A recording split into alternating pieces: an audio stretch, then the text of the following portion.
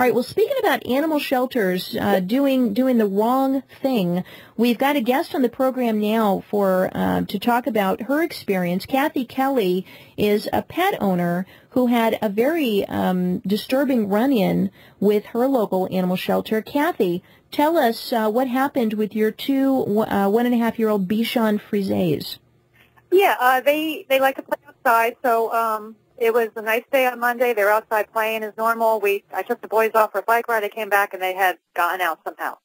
So we started looking for a dog. My husband went, house to house, couldn't find them.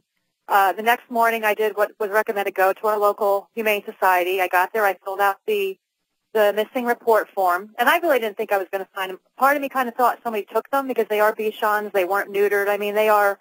We paid over $1,000 almost 2 years ago. Oh, my goodness. So, they're worth money, if people would pay that much.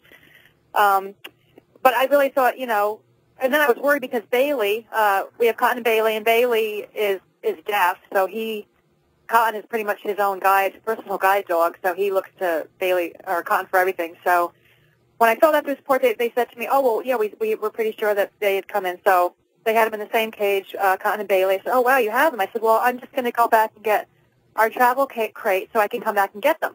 And they said, oh, well, first, we have some fees you need to take care of. And I was blown away by the price tag of $143. Oh, my gosh. I called my husband on the phone. I said, and I'm trying to be as calm as I can, and I'm losing it. I said, they want $143 from us. And then at this point I'm finding out they won't give us back our dogs unless we pay this money. Now, you were in what jurisdiction? This is in Austin? No, we live in Vancouver, Washington. Oh, in Vancouver, Washington. Okay, because we had a similar story in Austin where there were actually two prices. You'd pay a lower price, you'd pay this exorbitantly high price if your dog was not neutered. Well, and this is where it came into being. I thought, with all the money we spent on the dogs, took them to the vet, spent all this money, got everything done, because we really had never had. I didn't grow up with dogs. My husband did, but his dogs were always outside, and that's a long time ago, California. You didn't have to go through any of this crazy stuff. But so here we are. I'm thinking everything's settled. Well, our dogs weren't licensed, so they tell me, well, we have to first make sure they're licensed. I mean, first the fees start mounting up, $10 per day. Well, that doesn't even include 24. That's not a 24-hour period. So it hadn't even been 24 hours, and they're wanting to charge me, $20 for 2 days per dog. So it just starts mounting up, and then they have the shelter fees of, I guess, $30 per dog for that. And, my big deal was it was 2 dogs that got away. It wasn't just one.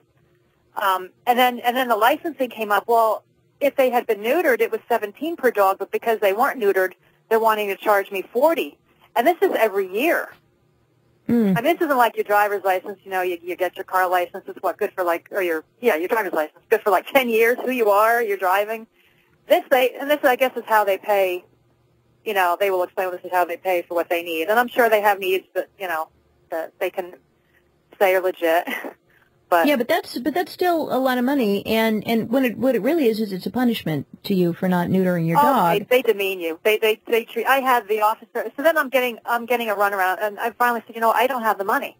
So they said, well, you can surrender the dog, and then how charitable they were. They said they wouldn't charge me the $48 each dog to surrender. Because they know they're worth money. They're Bichons. So I don't know if somebody in the back door really wanted them. They my gosh, saw a profit there. So then they have me call the animal shelter. Well, they're even nastier.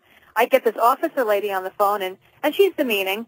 She said, well, you can come down right now and get this piece of paper that will extend to 10 days to pay the licensing. I still have to give them $60 to bring the dogs home, but then I have 10 days to pay the other. Well, if I don't pay that, then they tack on another $25 fee per dog at 10. I mean, I don't know what would go on after that if you don't pay the fee. I don't know if they're going to come knock on the door and take your dogs at that point. But I know, I feel the system's flawed, and I know that what happened to me is if you do not have the money to hand over to them, they have the right to keep your animals. They will not return them. Now, Cathy, did your dogs have tags on? No. Okay, so that was probably the big mistake, because I'm guessing, I say this all the time in the show, that when dogs have a sturdy collar that's not going to be, coming loose, that won't slip over their heads or fall apart, a sturdy collar and an engraved tag with just their name and your phone number, that chances are before the animal rescue people or the animal shelter comes and picks up your animal, neighbors are going to see them first.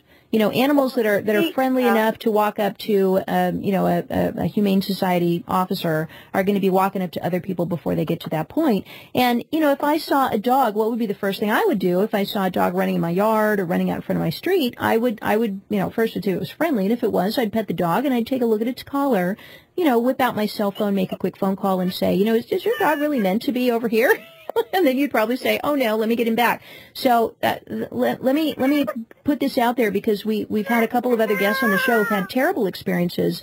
And in one case in Austin, and I'm going to caution all my Austin listeners, and I know there's a big crowd there in Austin, guys, be very careful with the low-cost spay and neuter clinic in Austin. I'm not going to name names or tell you which one it is, but there's one that's associated with the animal shelter, and they'll give you the option of getting your dog back at some exorbitant through-the-roof amount of hundreds of dollars, or to get your dog back cheap if you agree to get him neutered, and then they do this cheap neutering.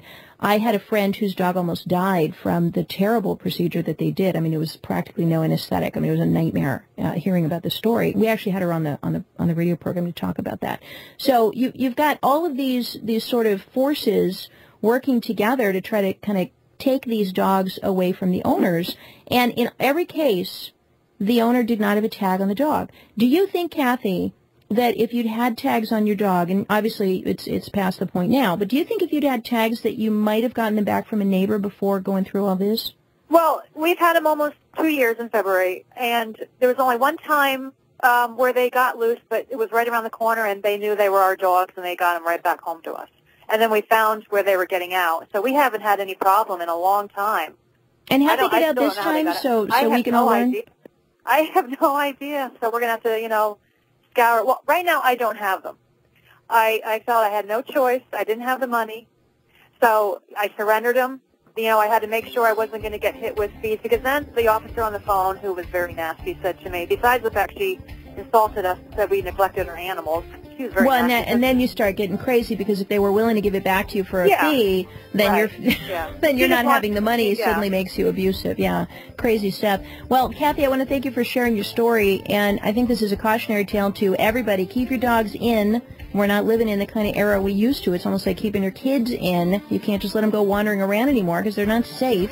And instead of a microchip, or instead of nothing, please get yourself a good sturdy collar. They are microchipping him now and neutering him. I just called to find out what it would take to get him back. So now we have to actually adopt him and pay $150 to get our dogs back. Oh my gosh! Well, I'll say a prayer for you, and we'll wish you luck on that, Kathy. What a terrible, terrible story. All right, I'm Dr. Katherine Albrecht. We'll be right back with a special guest right after this. Stay tuned.